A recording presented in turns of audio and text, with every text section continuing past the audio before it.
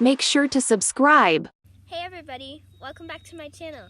Today is story time, so let's get right into it. So when I was a bit younger, we would go around garage sailing with my family, and at one point there was some rabbits at a garage sale, and I really liked to pet them, and I grew to notice that I'd actually like to have one. So I kept telling my mom about it, and for a long time she kept saying, we'll see, we'll see.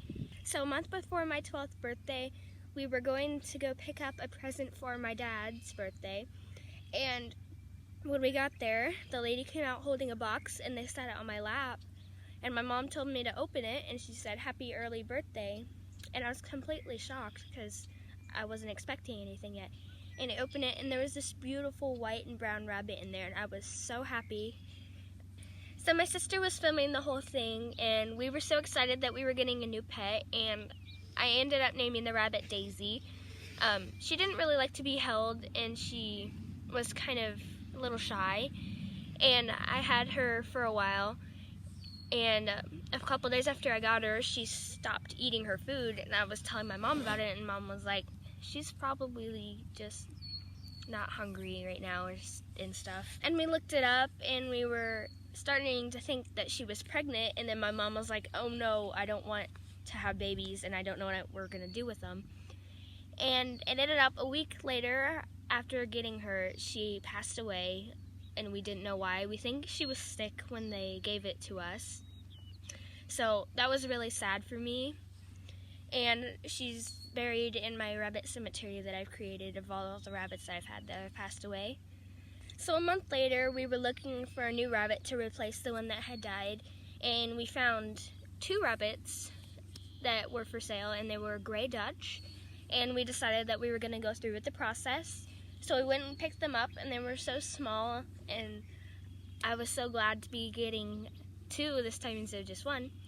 And then I was wondering, what was I going to name them? And my mom joked around, just name them Violet and Penelope, and I was like, I actually like those names, so I called them Violet and Penelope.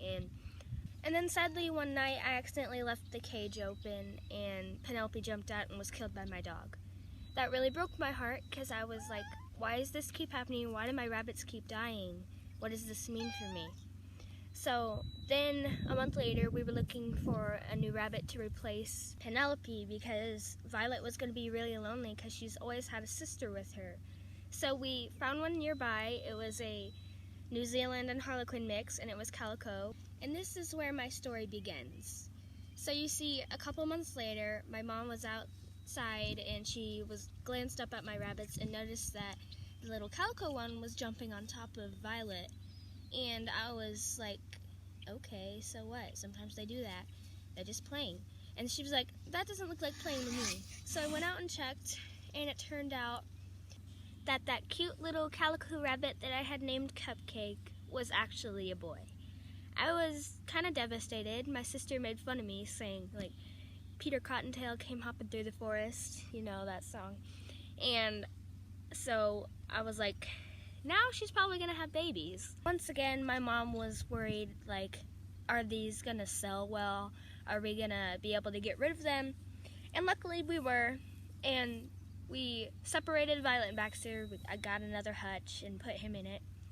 And we were like, are we gonna go get him fixed? And then we were like, should we do that? Because he could, like, die for no reason after spending a whole bunch of money on him. So we just decided that we were going to start a business. And that's the story, guys. That's how it happened.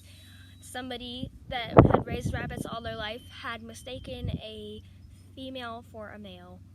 So that was just a crazy story with a bunch of bad things turning into good things.